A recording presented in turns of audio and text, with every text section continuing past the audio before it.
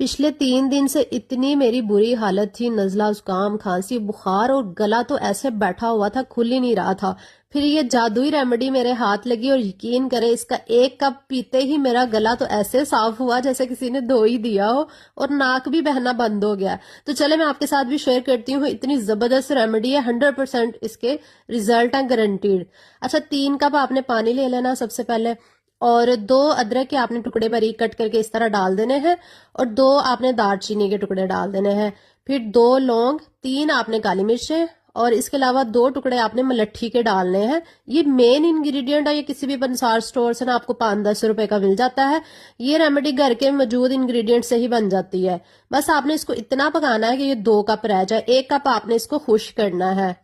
जब तक हमारी रेमेडी तैयार हो रही है, आप लोगों से रिक्वेस्ट है कि वीडियो अच्छी लग रही है तो लाइक कर दिया करें, कमेंट लाजमी किया करो, और ऐसी मुफीद रेमेडीज और रेसिपीज के लिए आप मुझे फॉलो